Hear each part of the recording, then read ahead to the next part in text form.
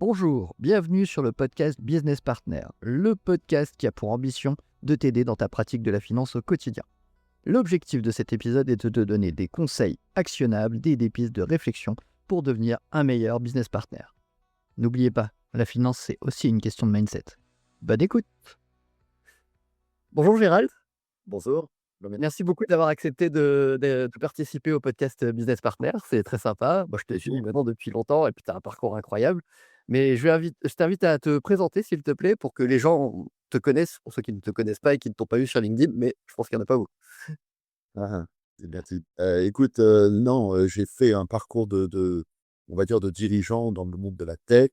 J'ai eu la chance de diriger en France et à l'international, des marques, connues, chez IBM, Hewlett-Packard, Capgemini, HPE, Oracle, SAP, qui était, la dernière. Donc, et ça dans des configurations, alors des fois en charge de la filiale française qui parfois sont des job internationaux.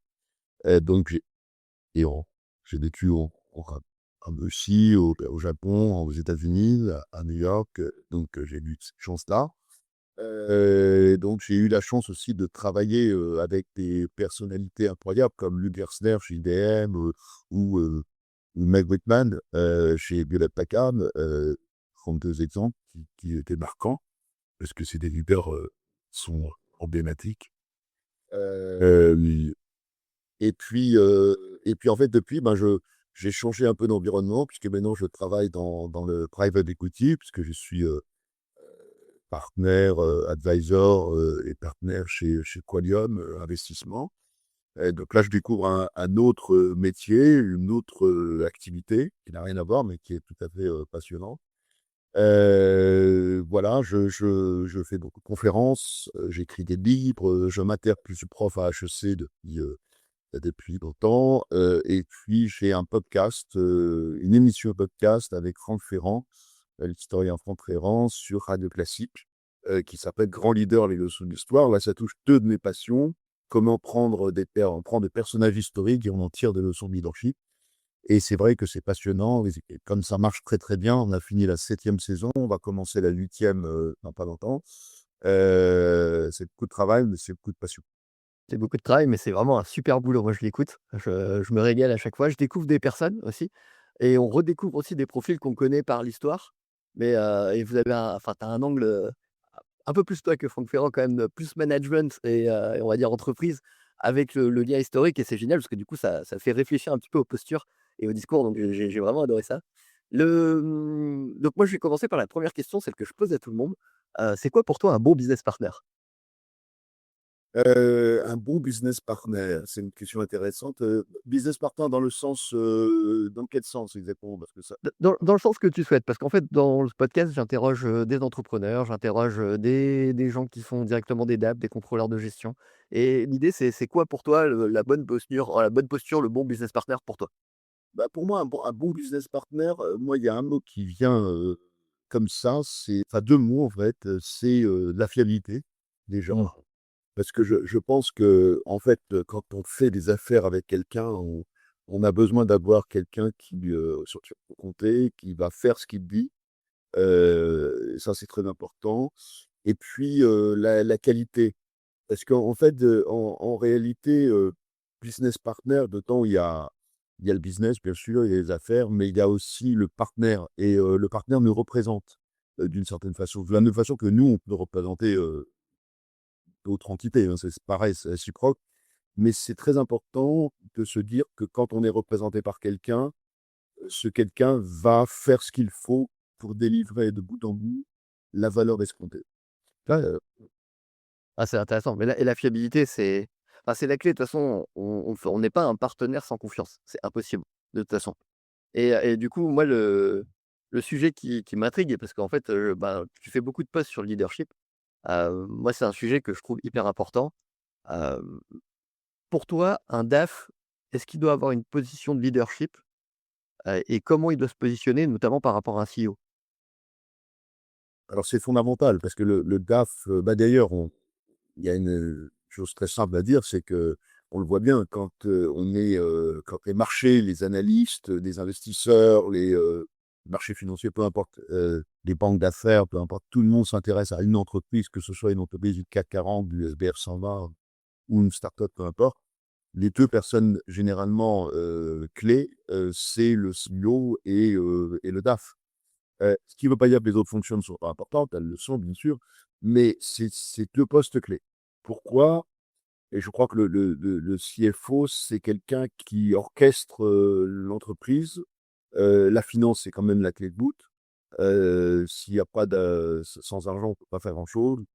Donc il faut gérer on parlait de confiance tout à l'heure, je pense que le DAF est celui qui donne confiance et par le fait qu'il, s'engage sur des choses qu'il va tenir, c'est lui qui, freine quand il faut freiner, qui donne de l'élan quand il faut en donner, qui va donner un horizon, une description, mais une vision très claire des choses. Donc il a un rôle essentiel. C'est un garde-fou en quelque sorte mais c'est quelqu'un qui va vraiment être capable de un mauvais CFO dans une entreprise et c'est quasiment impossible à piloter. Est-ce que en fait, la confiance, des investisseurs, des analystes, des banques, de tout le monde ne sera pas au rendez-vous et là, c'est un problème. Mmh. Et justement, bon, on parle de confiance, de posture de leadership. Le le rôle est un peu compliqué parfois pour le CFO. C'est-à-dire qu'il va se retrouver dans une situation où, il est là pour conseiller quelqu'un, mais quelqu'un alors bon, quand c'est un dirigeant salarié, c'est une manière, quand c'est un dirigeant entrepreneur, je pense que c'est encore autre chose, parce que c'est son bébé et ça devient encore plus compliqué. Mais des fois, il est là pour lui dire des choses qui lui font pas forcément plaisir. Et comment on accepte ça quand on est CEO? Parce que, bah, on a quand même aussi tout le poids sur les épaules, hein. J'imagine, quand on dirige une grosse boîte, type, Oracle, SAP, HP, il y a tout le poids des actionnaires qui viennent, qui en imposent. Et de l'autre côté, comment on fait pour accepter, ben, justement cette contradiction, que le CFO, bah, se doit en fait d'apporter, au CEO pour lui donner un éclairage sur des angles morts en fait qu'il pourrait pas voir?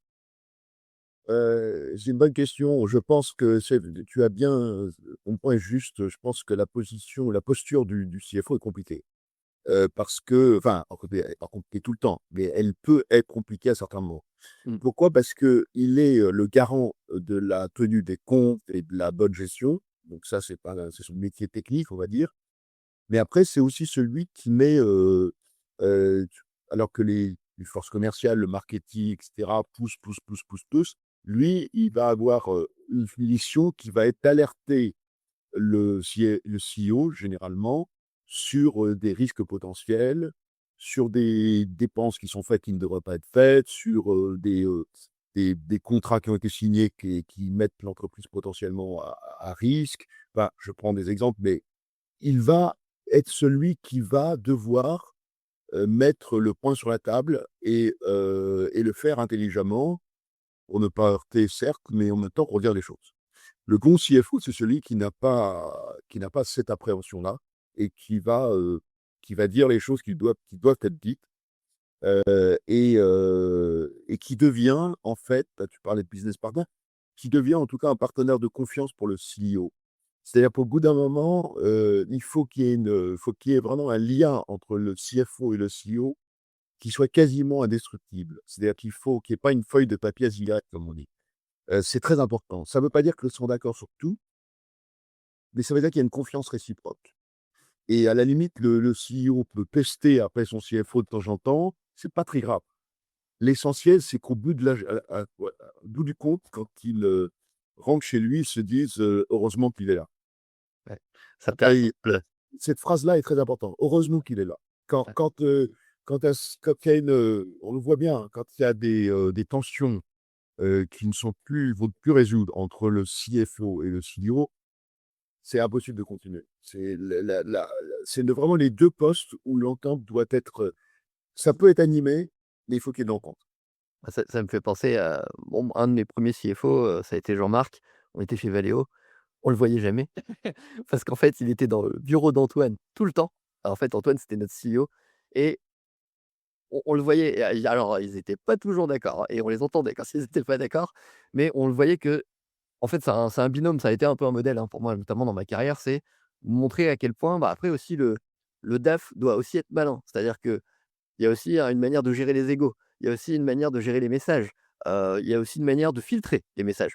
Parce que si c'est pour remonter tout le stress à son CEO, ça marche pas, en fait. On finit par justement rompre cette relation et c'est intéressant, mais toi en tant que CEO, qu'est-ce que tu attendais, de ton DAF au-delà des chiffres? Ben, j'attendais qu'il justement alors, j'attendais quoi? J'attendais qu'il comprenne l'entreprise. C'est très important qu'il comprenne, le secteur dans lequel nous travaillons, les problématiques que nos forces commerciales ont, parce qu'au final, c'est pas lui qui fait rentrer le chiffre d'affaires et sans chiffre d'affaires, bah, il y a pas de gestion. Donc au final, il est pas là pour mettre des bâtons dans les roues, il est là pour aider. Pour aider, il faut comprendre. Donc il comprend le business model, il comprend ce que font les différentes équipes, il est dedans, quoi. Il est investi dedans. Par contre, inversement, il est lucide, il comprend les choses, il voit quand il y a des risques potentiels parce que c'est lui qui est censé, identifier les risques potentiels. La DRH aussi d'ailleurs, la fonction DRH est importante également sur d'autres aspects, mais lui, il est là pour identifier les risques potentiels et de les mettre sous contrôle. D'ailleurs, la notion de mise sous contrôle est très importante pour le CFO. Donc, je pense que oui, moi j'attends qu'il s'imprègne de l'entreprise, qu'il soit dedans, qu'ils comprennent le modèle, la façon dont ça fonctionne, et cetera. Et heu et c'est pas ça, parce qu'en fait, le CFO qui met que technique, de mon point de vue, ne peut pas réussir. Mais inversement, le CFO qui comprend pas le business model, il peut pas, mais son rôle n'est pas non plus de jouer le rôle du CEO. Il n'est pas le CEO. Oui, tout à fait et c'est un peu leur frustration d'ailleurs, assez régulièrement. Bon, mais d'ailleurs, il y a beaucoup de CF il y a des CFO, il y en a quand même pas mal, des exemples de CFO qui sont devenus CEO. Tout à fait. Hein. Après c'est bon, après moi je suis d'accord avec toi, c'est un truc que j'ai compris au fur et à mesure de ma carrière. Bon après moi j'ai commencé dans une boîte Valeo où, la finance est très forte, en fait. Oui. Donc la finance D'ailleurs, c'est et un des exemples où je crois, dans le passé, un des CFO est devenu tout à fait. CEO. Thierry Morin, Oui. qui est devenu le CEO d'un un des premiers CEO, de Valeo qui était CFO, en fait, en réalité. Mais le truc, c'est que la puissance était à la finance. Par contre, j'ai réalisé avec le temps qu'en fait, la puissance, c'est le commerce. C'est pour ça que j'ai compris aussi qu'il y ait plus de commerciaux et de directeurs commerciaux qui prennent la position, en fait, de CEO. Parce que c'est on peut pas vivre en fait, on peut vivre avec des bons commerciaux et des mauvaises fonctions support. On peut pas vivre avec des bonnes fonctions support et des mauvais commerciaux, en réalité. Exactement. C'est du coup, je comprends aussi que cette position à se mettre Et comme ça. et et et c'est intéressant parce qu'un CFO, qui est, dans le contrôle absolu, tu vois, qui a il y a des profils comme ça, hein, ils veulent tout mettre sous contrôle, ils veulent avoir raison sur tout, et cetera. Généralement, ça se passe pas bien parce qu'ils mettent de la tension, dans le système et les commerciaux se sentent sous pression et c'est pas positif. Inversement, quand les CFO, sont acceptés, heu, il y a une espèce de il est normal que le CFO garde une distance, parce que justement, il doit être capable d'agir et de dire ce qu'il a à dire, sans avoir le sentiment d'avoir des contraintes. Il faut qu'il ait une liberté, en fait. Donc il faut qu'il garde une certaine distance, mais inversement, il ne peut pas mettre le système sous tension en permanence, parce que Clairement. sinon ça explose. Donc il est celui qui doit, au contraire, donner de l'élan, aider le CEO à donner de l'élan, mais lui, à la différence, c'est qu'il met des barrières un peu là où il faut, pour que le système ne parte pas à volo. Bah et quand on a compris à peu près ce modèle-là, quand on l'a mis en place et que ça fonctionne comme ça, l'expérience montre que ça se passe bien. Et justement, ça me fait penser au fait que, est-ce que tu penses aussi que c'est aussi le rôle du CFO de mettre un petit peu le CEO dans l'inconfort? Moi, je parle dans le cadre dans le bureau, en face à face et de le mettre, en fait, face à face aux problèmes, en fait et aux difficultés qu'il a. C'est en tout cas, son rôle, c'est de mettre sur la table des sujets, de vrais sujets. C'est des sujets de réflexion, d'inquiétude, des sujets qu'il faut trancher, des sujets qu'il faut régler. C'est son rôle, oui. C'est une des fonctions essentielles, si ce n'est la fonction essentielle, de celui qui doit dire au CEO: «Attention, sur tel et tel sujet, on déconne». et de mon point de vue, pour telle et telle raison, ou alors le faire aussi sous la forme de questionnement. J'aimerais qu'on aborde ce sujet parce qu'on ne peut pas ne pas le traiter et je pense qu'il faut qu'on ait une solution et on ne l'a pas pour le moment, mais il faut qu'on en parle parce que ça me paraît essentiel.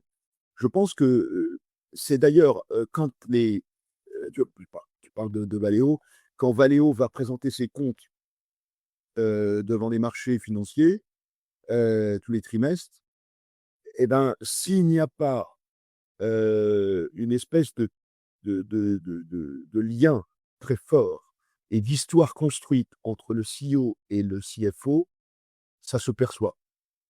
On voit qu'il y a le décalage, on voit qu'il y a pas la connexion et ça ne du coup, ça ne fonctionne pas. Heu Exact.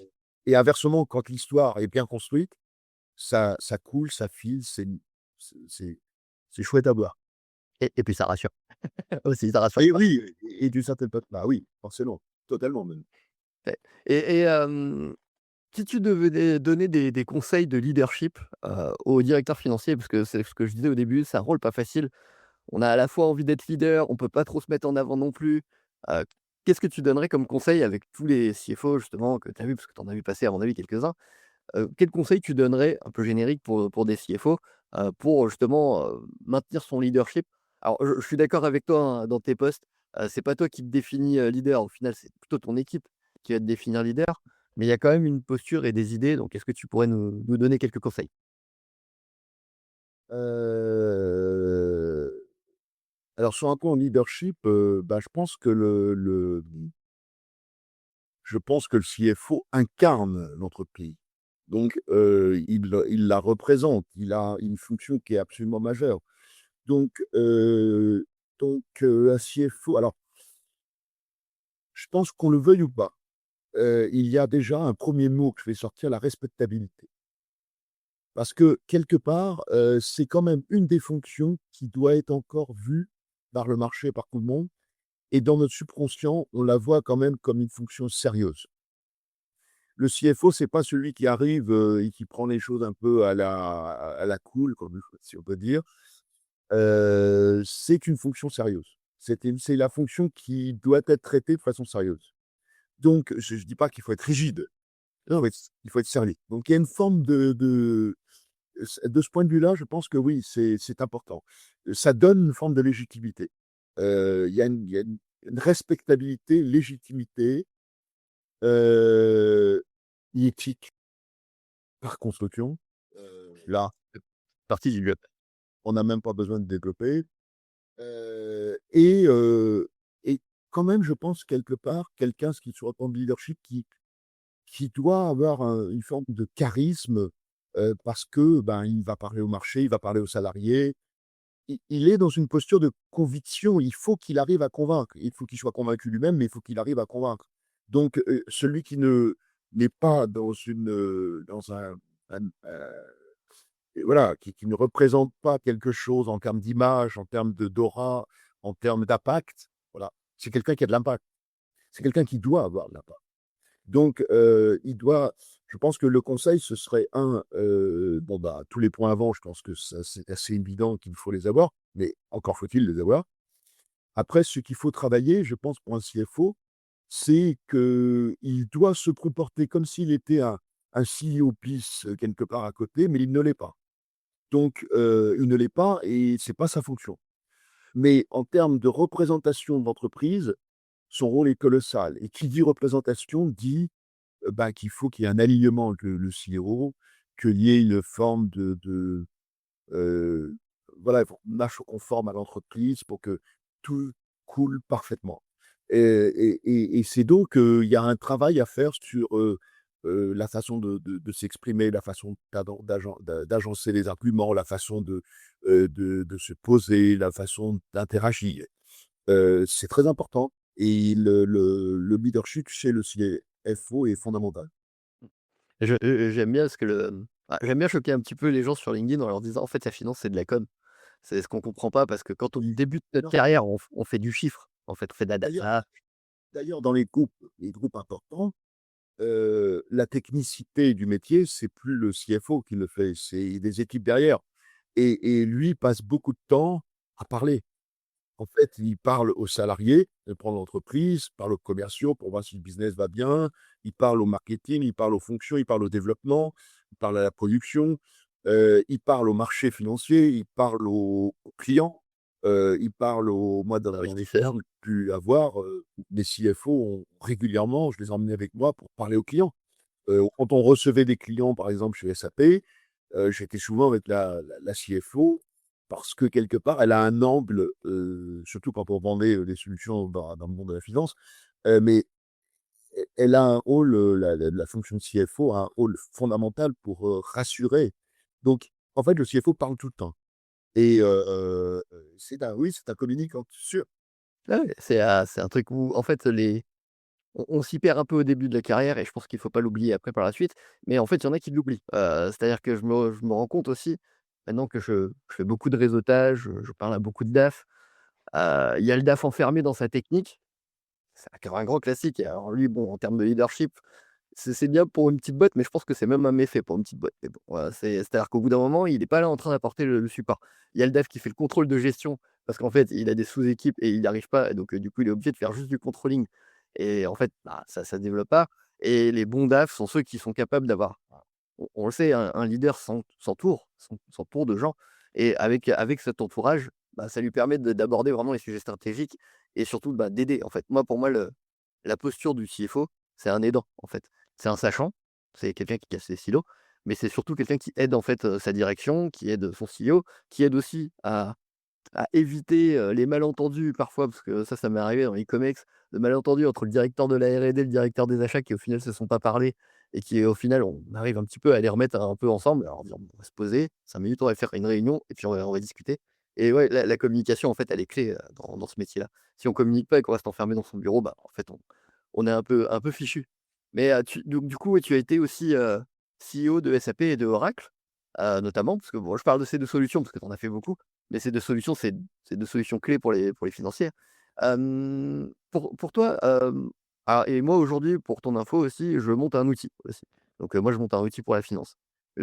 Pour toi, en quoi les outils, sont importants pour un directeur financier? Parce qu'il y a beaucoup de directions financières qui ne sont pas équipées, Qui ne parle qui ne qui ne sont pas équipées. Il y en a plein qui n'ont pas de RP, il y en a plein qui n'ont pas de PM, un outil de conso, je t'en parle même pas. En fait, plus je parle aux gens et plus je me rends compte qu'en fait la fonction moi eu un biais de gros groupes, on était tous équipés et très bien équipés, parce que Safran, Valeo, c'est très bien équipé. En dessous, c'est pas le cas partout, quoi. Mmh.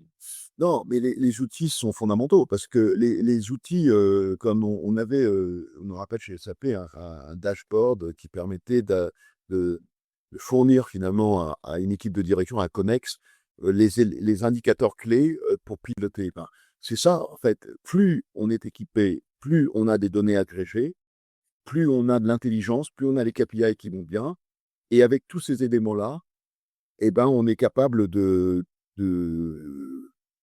tout simplement de prendre les bonnes décisions. Donc, pourquoi c'est important les outils? Parce que ça permet de s'affranchir justement, de la technicité, et donc de prendre le recul nécessaire pour faire le reste du job qui est essentiel. C'est-à-dire, la communication par rapport à toutes les entités possibles et en particulier le CEO. C'est-à-dire que pour qu'on ait un rôle de conseil et d'accompagnement, faut-il encore avoir du temps? Et pour avoir du Clairement, temps, et ben, il faut s'en dégager et pour s'en dégager, il faut des outils. Les outils permettent d'obtenir ce dont on a besoin pour travailler intelligemment et faire son métier. Quelle est la partie la plus excitante du métier de CFO? Je pense que c'est, pas forcément de la partie qu'on va appeler, technique. C'est important parce que si quelqu'un est devenu CFO, c'est qu'il aime la finance, c'est qu'il aime le la matière comptable, il aime la matière, les données. Mais c'est pas non plus ce qui va le tous les matins en se disant: «Waouh, je vais pouvoir faire un compte de résultat, c'est génial». Je pense que ce qui fait la beauté du métier, c'est tout ce qui est à côté et c'est ça qui fait l'essentiel du métier. Pour s'en affranchir, faut des outils.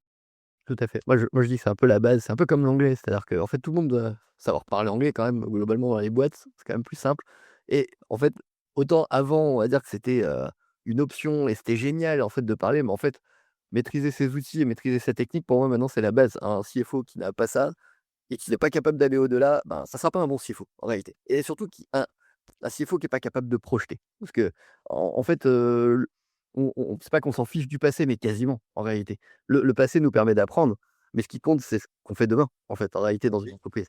Et totalement et puis en fait, il y a un point très simple, c'est que quand on est dans une réunion de finance, d'investisseurs, de peu importe la réunion, clients, les personnes qui sont en face de nous posent des questions très précises. C'est-à-dire qu'ils vont dire: «Oui, mais alors d'accord, mais par rapport à l'année dernière, sur tel indicateur, comment ça s'est comporté?» Si la personne n'est pas équipée d'outils qui est capable où il est capable de taper, d'avoir la donnée quasiment en instantané, comme le ferait un ChatGPT où on pose la question, on a la réponse en quelques secondes. Là, il a l'outil, il sait que la donnée, il va la trouver. Si à chaque fois, à chaque question, il dit: «Ah, c'est une bonne question, bah, je vais revenir vers vous». C'est pas de nature à avoir un bon dialogue, c'est pas de nature à rassurer et c'est pas de nature à construire une vraie discussion, qui peut aboutir à quelque chose. Donc pour toutes ces raisons, oui, bien sûr, il faut les Et ça me fait penser à un truc, en fait, bon, nous, on est plutôt la fonction rationnelle, pragmatique, les chiffres, la data, bon, c'est notre rôle. Mais il y a une question que j'adore poser aux gens qui ont justement été CEO ou dirigeants d'entreprise en général.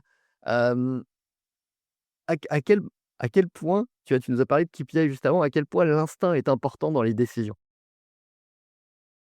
ah, l'instinct, bah, c'est une grande partie de alors, c'est ça qui est assez fabuleux, c'est que la majeure partie des grandes décisions sont prises sur un coup d'instinct, la plupart du temps, ce qui ne veut pas dire qu'elles ne sont pas rationalisées derrière. C'est-à-dire que le bon dirigeant, de mon point de vue, c'est celui qui a de l'instinct, qui voit les choses, il les sent, mais il n'est pas suffisamment, hors sol pour aller et suivre son instinct sans mettre en place les quelques contrôles nécessaires.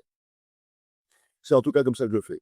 C'est-à-dire que je sais que je dois aller là, j'ai l'intuition que c'est là qu'il faut aller, mais mon réflexe va être de me dire, heu: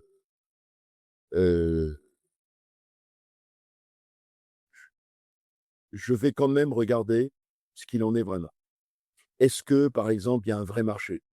Est-ce que les cli je pose la question, tu vois?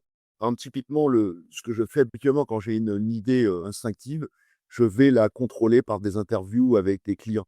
Je leur pose la question. Je leur dis: «Tiens, qu'est-ce que tu en penses? Qu'est-ce que vous pensez de ça? Qu'est-ce que» et on se fait vite une idée et la qualité d'un leader, c'est aussi le fait d'être capable de revenir en arrière sur une décision qu'il avait envie de prendre quand il pense qu'elle n'est pas la bonne décision.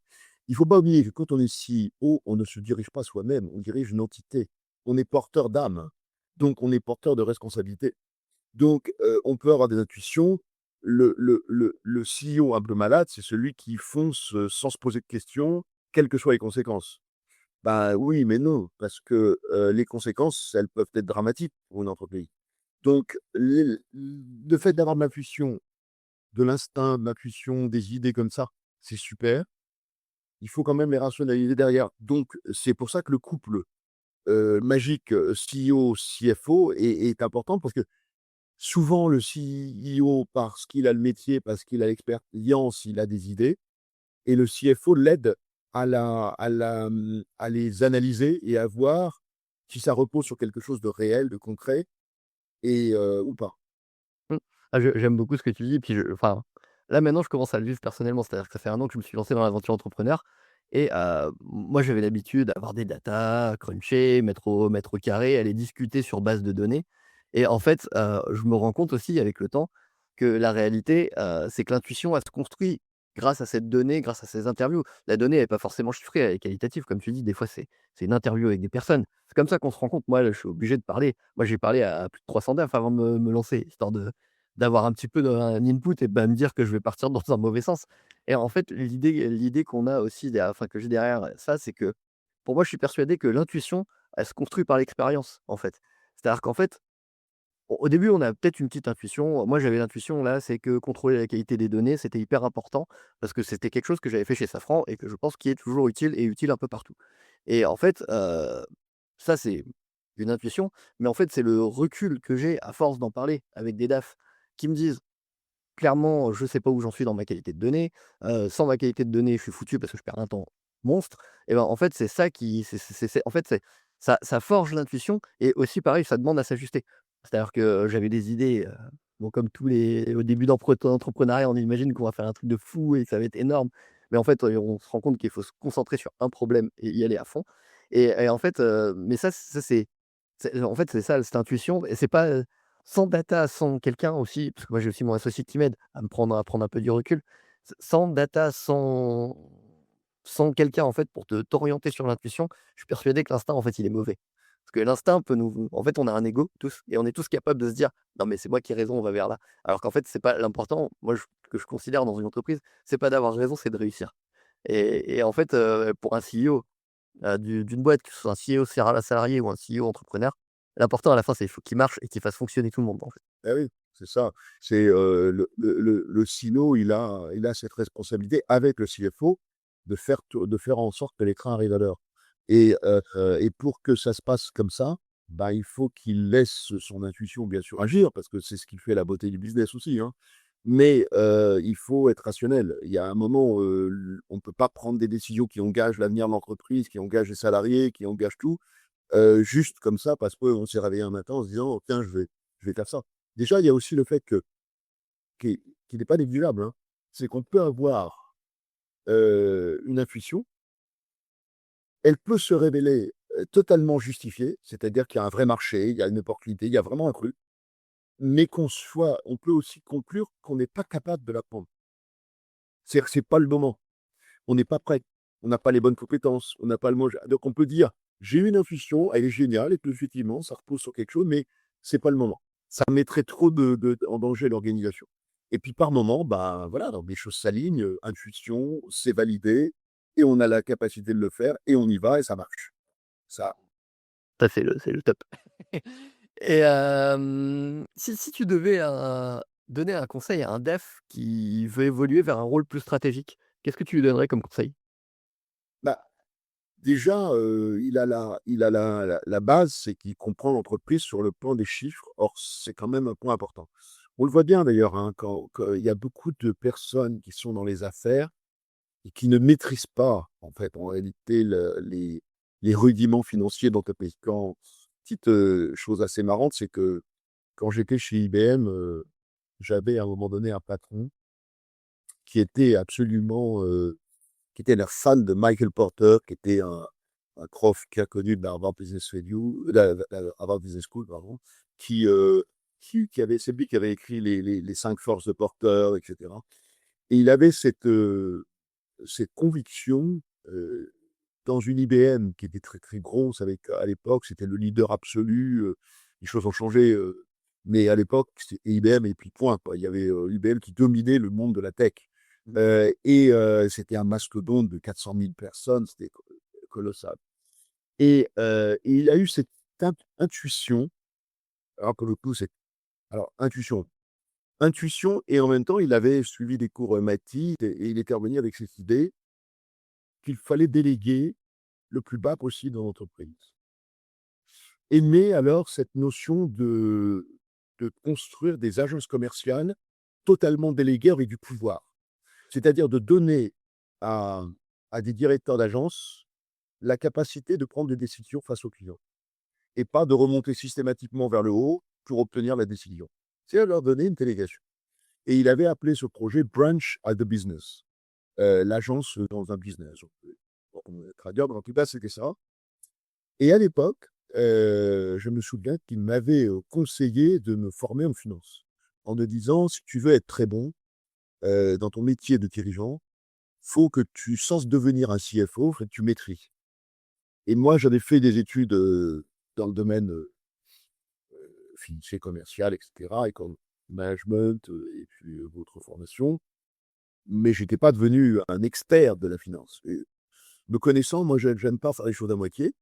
Et donc, je m'étais inscrit dans un troisième cycle de un master 2, l'équivalent d'un master 2 de finance que j'avais suivi et alors je t'avoue que j'avais un peu, à des moments, regretté parce que j'en avais pas forcément besoin absolument. J'aurais pu faire, quelques refresh, financiers, mais moi j'ai été jusqu'au bout. Je me suis dit: «Quitte à le faire, autant le faire à fond» et j'ai fait ça.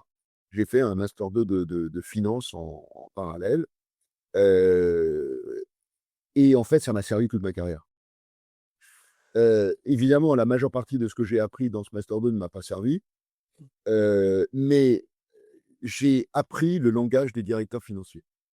J'ai appris à comprendre les chiffres, j'ai appris à comprendre les mécaniques financières, j'ai appris à comprendre les rudiments et surtout plus que tout, ça m'a décomplexé sur cette partie-là et ça m'a, donné une facilité à comprendre les modèles qui ont été auxquels j'ai été confronté dans ma carrière, avec plus de facilité que si je l'avais pas fait, je pense. Et Après, et oui, je pense qu'aujourd'hui être un CEO sans mettre on n'est pas obligé de faire ce que j'ai fait parce que c'était un peu excessif, mais mais ne pas maîtriser les rouages financiers, c'est un problème, je pense, pour un CEO. ouais. Après, en plus, moi, c'est ce que je dis à chaque fois, ce qu'on fait, nous, c'est pas rocket science, hein, la finance, c'est pas si compliqué. La finance d'entreprise, il y a des finances de marché, il y a des choses comme ça qui sont Ça un poil dépend. plus mathématiques. Ça dépend, oui et non. C'est la partie technique, elle, oui, elle est carrée, quoi. Il y a un moment, il faut l'apprendre. Quand on la maîtrise, on la maîtrise. Et tout le reste qui est essentiel sur la fonction de conseil, d'accompagnement, de coach, finalement, de mentoring, de ce qu'on appelle comme on veut, mais qui est très vaste et qui est la représentativité que l'on doit avoir de l'entreprise, tout ça, ça, c'est des choses plus complexes qui sont essentielles et alors, pour répondre à la question initiale, un CFO qui voudrait sortir de son métier pur et d'aller vers plus de fonctions stratégiques, c'était vers plus de fonctions de direction. Bah, déjà, s'il fait bien son métier dans tous les compartiments qu'on a décrits tout à l'heure, il se prépare naturellement et c'est pour ça qu'il y a beaucoup de CFO qui deviennent, CEO. Mais inversement, il est impossible pour un CFO de sortir de sa fonction et de noter s'il ne comprend pas le modèle, le business model. C'est en fait, s'il ne comprend pas le monde des affaires. C'est pour ça que j'insistais là-dessus. Un bon CFO, c'est quelqu'un qui a compris c'est-à-dire quand il voit une équipe commerciale, il va pas leur dire, «Oh là, vous dépensez trop, vous êtes trop ça», mais il va leur dire: «Expliquez-moi ce que vous faites chez ce client». Ouais. J'ai besoin Et et comprendre le client, en fait, ça, c'est un on vend un produit, en général, un produit ou un service, peu importe, mais si on comprend pas le client, aussi en tant que financier, en fait, on rate tout. Moi, j'ai vu, ça, c'est un des biais dans la carrière au tout début où, j'avais des juniors dans mes équipes qui ne s'intéressaient même pas aux produits. Alors bon, je faisais pas des produits super sexy, c'est-à-dire que quand même les produits de climatisation, c'est pas le truc le plus sexy. Mais quand même, en fait, si on s'intéresse pas aux produits, moi, c'est ce que je leur disais: «Si tu t'intéresses pas aux produits et au business et aux clients, en fait, fais pas cette fonction-là ou va faire de la data», par exemple. La data, c'est très bien, parce qu'au moins tu te restes concentré sur ta data et puis ça sera cool. Et j'ai une petite dernière question et puis après je passerai aux questions un peu plus perso. C'est quoi pour toi les défis, du DAF à 5 ans, à peu près? Est-ce que tu imagines? Je sais que tu es un peu sorti du truc parce que tu fais plutôt du PE, mais voilà, est-ce que tu vois un petit peu les défis du DAF? alors, je pense que les défis du DAF, alors déjà, il y a un aspect très techno. Je pense qu'on a parlé tout à l'heure de plateforme, et d'outillage, mais je pense que ça va s'accélérer. C'est-à-dire avec l'arrivée de l'IA agentique et de toutes ces technologies qui permettent de gagner un temps considérable. En même temps, certains s'en inquiètent. Moi, j'ai connu tellement de transformations que, je sais que nous allons, ça passera, quoi. C'est un peu Ça c'est, l'adaptera. elle s'adaptera. En fait, la techno est toujours simple. Alors celle-ci, il faut être honnête, l'IA est sans doute une technologie beaucoup plus transformatique que les autres parce qu'elle amène vraiment, alors à chaque fois, c'est pareil, il y a des populations qui vont trinquer, parce que c'est comme ça. C'est sûr que tout ce qui est avec de faible valeur ajoutée, ben, ça disparaît tout simplement. L'avantage, c'est que ça monte la valeur, des tâches à accomplir. Donc en fait, l'humain est obligé de monter toujours la barre. C'est challenging, mais en même temps, quand on a réussi à le faire, c'est formidable. Donc je pense qu'on s'en sortira bien sûr. Pas forcément, toutes les personnes, faut être honnête. Il y aura de la casse, comme on dit.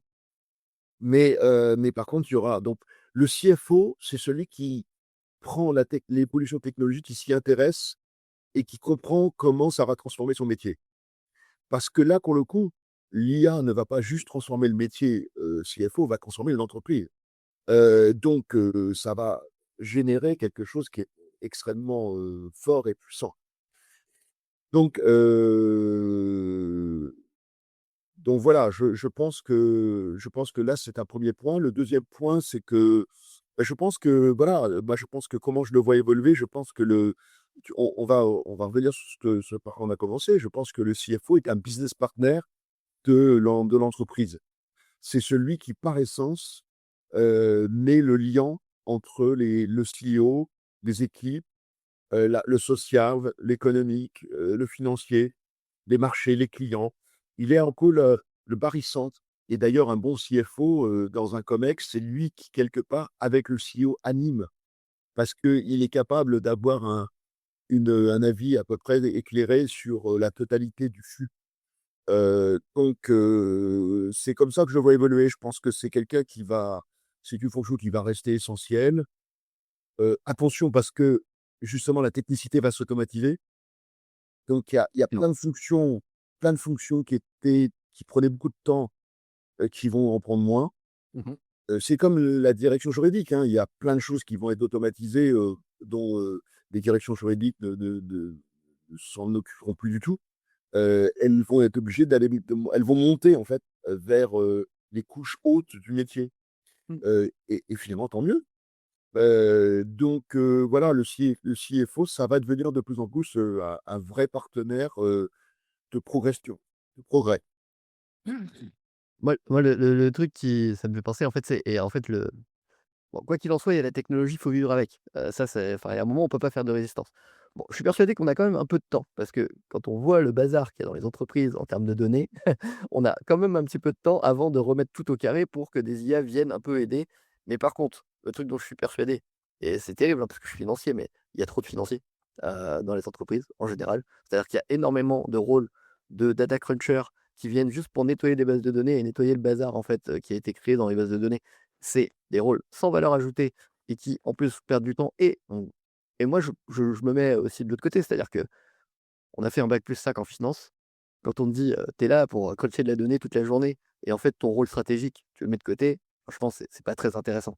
Les gens, il y en a beaucoup qui finissent en fait à 4-5 ans de dire: «Ah j'en ai ras le bol». Parce qu'en fait le problème de ce métier, c'est qu'on se dit: «Ah la base c'est de cruncher la data, pour comprendre le business». Et après, tu vas pouvoir évoluer en tant que manager et après tu vas pouvoir, évoluer sur des rôles stratégiques et en fait, tout ça, je pense que pour moi, c'est fini demain. J'en suis quasiment persuadé et justement, je pense que l'évolution, bah, c'est plus du coaching. C'est ce que tu disais tout à l'heure. C'est-à-dire qu'en fait, on va devenir, à mon avis, plus des coachs de dirigeants, des coachs d'autres directeurs et d'autres directions, toujours avec ce rôle de casser les silos parce que, bah, quand même, le silo, c'est quand même naturellement humain de prendre chacun ses responsabilités et d'aller dans un sens et c'est à nous quand même de remettre un petit peu tout le monde et de faire du lien. Et en fait, moi, je pense que, ouais, le défi technologique, tout le monde n'est pas prêt, c'est ce que je te disais au début. Il y en a plein qui n'ont pas d'outils, qui ont rien, en fait, et en fait, tout cela, ça va être un peu rude. Bon, après, il y a la facturation électronique qui va les forcer à rentrer un tout petit peu, au moins dans la digitalisation, parce qu'il y en a qui ont même pas pris le pas de la digitalisation. Mais ça va être intéressant, je pense, le défi des 5 prochaines années, en tout cas, ça va être cool et bon, en tout cas, merci beaucoup, Gérald. Je vais faire attention au timing pour respecter ton planning. Je vais finir par les petites questions que je fais à la fin, en général, pour apprendre un peu à connaître tes invités. Si tu avais un super pouvoir, tu choisirais lequel? Ah! Alors ça, c'est une bonne question. Si j'avais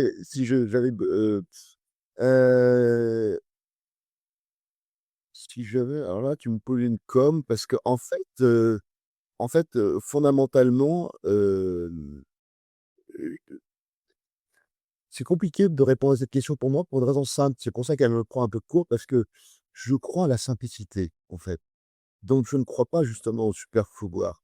Je pense OK. que le grand danger de notre société, on le voit actuellement, quand je m'intéresse beaucoup au leadership, donc je m'intéresse beaucoup à la politique et je côtoie beaucoup de politiques. Je suis coach certifié aussi, donc forcément. Heu, je crois que le grand danger dans lequel nous sommes actuellement, c'est qu'on est devenu une société d'égotiques et de narcissiques, qui justement pensent avoir de grands pouvoirs. Regardons nos profils à la Elon Musk et compagnie, qui ont des talents, hein, indiscutablement. Il faut pas, ce qu'il a fait, il y a peu de gens qui l'ont fait, mais ce sont des personnes extrêmement égotiques, très narcissiques, très je pense que lui, il pense avoir réellement des super pouvoirs Ouais. et je pense que quand les gens commencent à penser quand les gens ont le sentiment d'avoir des super pouvoirs, c'est là qu'il y a des dangers. En fait, attention, hein, il faut faire la différence entre super pouvoir et grand talent. On Oui, peut être talentueux, on peut être immensément talentueux, on peut être brillant, on peut être tout ça et c'est nécessaire, mais sans forcément chercher à écraser par des super pouvoirs. Donc je sais pas, tu vois? Si j'avais, je pense que si j'avais besoin d'un super pouvoir, je pense que celui que je prendrais, c'est d'avoir encore, parce que je pense que j'en ai une bonne, mais une encore meilleure mémoire. Parce que dans mon métier où je m'intéresse, je parle de la partie plutôt, qui me passionne comme l'histoire, le leadership et cetera. Et plus on emmagasine d'informations, plus on est pertinent, mmh. plus on est capable de tirer des conclusions et d'être donc, si j'avais la capacité, d'emmagasiner encore plus d'informations et d'être capable de les restituer d'une façon, intelligente, plus que je ne le fais déjà, oui, ça, je serais preneur. Puis je ne pense pas que ce serait un super pouvoir qui pèserait beaucoup sur les autres. Là, c'est intéressant, j'aime beaucoup l'angle et c'est marrant, la mémoire, j'adore ça, faut que je le fasse, je me le promets depuis un moment. En fait, moi, je fais des entraînements de mémoire, de mémorisation avec, voilà, avec plein de techniques, que j'apprends au fur et à mesure et mon rêve, c'est de tenter un jour, alors je sais que je vais me faire exploser, mais le championnat de France de mémoire. J'ai j'ai envie de le tenter, au moins une fois. Alors je sais que c'est hyper rude et qu'il faut un entraînement assez dingue, mais par contre, ils acceptent même des amateurs. Donc bon, je Non, sais que ça va il y peut-être a un exercice que tu peux faire, que je n'ai pas fait moi, parce que justement, moi, c'est l'inverse de ce que j'aime. Donc, je n'ai pas cette TED. On m'a proposé plusieurs fois, je ne l'ai pas fait parce que en fait, il faut apprendre finalement pratiquement un pitch, de A à Z, mais c'est un bon exercice quand tu veux faire un exercice de mémoire et de positionnement, de préparer un pitch de qualité, de le préparer tellement qu'il devient quasiment appris par cœur, et après il faut savoir le jouer. C'est un bel exercice, quand on vise à faire ça. Heu, Moi, c'est très compliqué pour moi, que j'aime la spontanéité, donc mon réflexe est l'inverse. Donc mais je reconnais que j'écoute régulièrement des TED, et il y a des personnes qui sont très brillantes. Mais par rapport à ton objectif, je pense que tu devrais faire ça. En plus, tu pas de penses que tu pourrais, véhiculer, des messages clés sur la fonction CFO, les outils, l'importance du métier et cetera. Heu, merci pour le conseil. Non, c'est sympa. Ah, justement, c'est marrant parce que alors je suis très sur la mémoire et j'adore ça, mais par contre, je suis plus sur, pareil, sur la spontanéité. Quand je fais des interventions, par exemple, quand on me demande de venir sur des conférences ou des choses comme ça, je leur demande toujours de pas préparer. En fait. C'est-à-dire que je leur demande les thèmes, je voudrais juste les thèmes pour pouvoir discuter parce qu'en fait, ça m'est arrivé, hein, sur les premières interviews, j'avais envoyé les questions. Les gens, ils se sont mis à lire, en fait et j'ai trouvé ça, même pour moi, pas facile, en fait. C'est-à-dire que les gens commencent à dérouler leur schéma et après, en général, maintenant, j'ai trouvé l'astuce, c'est-à-dire que quand les gens commencent à me dérouler un truc, parce que j'ai remarqué qu'ils ont quand même écrit, réfléchi à leur truc, je les bombarde de questions jusqu'à ce que ça lâche et après, du coup, ça devient plus sympa comme échange et quelles sont tes passions en dehors de l'histoire? Je te piège parce que je sais très bien que l'histoire, non, c'est je hop là, j'ai un petit problème de casque. Donc quelles sont tes passions en dehors de l'histoire, s'il te plaît? Ah non, alors j'en ai d'autres, hein. L'histoire, ce qui m'intéresse, moi, c'est pas vraiment, c'est l'histoire bien sûr, mais j'aime découvrir des personnes. En fait, je crois qu'il y a un côté, romanesque dans cette histoire, heu, qui me plaît. J'aime rentrer dans la vie de personnages, et on s'aperçoit qu'on pense les connaître alors qu'en réalité on les connaît pas toujours. Les passions, c'est, la littérature, j'aime les arts en général, je suis un passionné de sport. Comme Je quoi comme sport? alors quand j'étais jeune, j'ai fait beaucoup de sports de combat. Ouais, super. Moi, j'ai fait, oh là, j'ai tout fait. J'ai fait du judo, j'ai fait du taekwondo, j'ai fait du karaté, de la boxe anglaise. Je suis j'ai 2 passions en sport, et que j'ai pratiquées, et que j'ai arrêtées. Mais sont la boxe anglaise, je suis un ex je pense que je suis devenu un petit expert en boxe anglaise, sur l'histoire de la boxe, Ouais. sur les grands boxeurs et cetera. C'est un sport qui est fascinant parce qu'il a une forme de violence, bien sûr, mais en même temps, il y a un grand respect. C'est-à-dire que les boxeurs sont des personnes qui, quand c'est fait dans les règles de l'art, il y a beaucoup de respect pour l'adversaire, beaucoup de, et il y a un côté, assez fascinant et le 2e sport qui me passionne, c'est le rugby. Ah, Heu, j'adore, trop bien. Moi, je suis toulonnais, donc je suis fan du RCT. Moi, j'ai grandi rugby. voilà. Donc le rugby, c'est vraiment un sport qui est absolument incroyable. C'est le rugby, c'est tout, quoi. C'est un sport, c'est une façon de vivre, c'est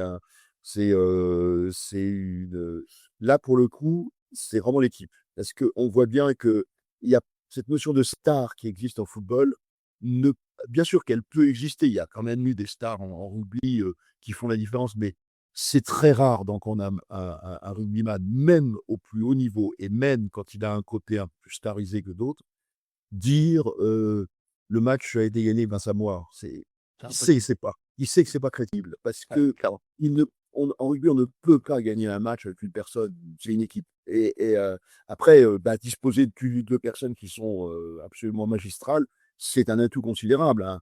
Un un Jonath Lemou, quand, les All Blacks l'avaient dans l'équipe, c'est sûr que ça fait la différence. Même Jonath Lemou, aussi brillant était-il, il ne pouvait pas remporter des matchs, lui seul. C'est Il impossible. pouvait marquer des essais et faire la différence, mais voilà, quand l'équipe ne fonctionne pas et c'est pour ça qu'il a perdu des matchs, parce que quand l'équipe ne fonctionne pas, ben, elle ne fonctionne pas. Le rugby, c'est une leçon de vie, voilà et Clairement, c'est ce que j'aime. j'adore. On est pile poil, donc comme ça je te dépasse pas. Merci beaucoup Gérald, c'est un honneur, vraiment je suis très content de, à la fois ta rencontre, pas que virtuelle et en direct et de cette interview, c'était génial. J'espère vraiment que ça plaira aux gens. Merci pour tes partages, pour ton temps aussi, parce que je sais que tu as un agenda hyper chargé Non, non, et je te souhaite tout le meilleur, pour cette année. Encore beaucoup de belles choses avec ton podcast parce que j'en apprends tout le temps, donc c'est vraiment génial et puis, au plaisir de te croiser un jour. avec plaisir. Je Merci te de remercie. l'invitation, Jonathan. Merci beaucoup, à bientôt. Merci d'avoir écouté cet épisode. J'espère qu'il t'aura apporté des conseils et des idées. N'hésite pas à partager autour de toi et à en parler au café avec tes collègues. Tu peux aussi me mettre une petite note et un commentaire sur Apple Podcast ou sur Spotify. C'est un peu mon salaire pour l'investissement. Et ça me permet aussi de développer le podcast et d'inviter d'autres personnes. Si tu as des questions, des idées de personnes qui pourraient intervenir ou si tu veux toi-même intervenir, n'hésite pas à m'envoyer un message sur LinkedIn. À bientôt.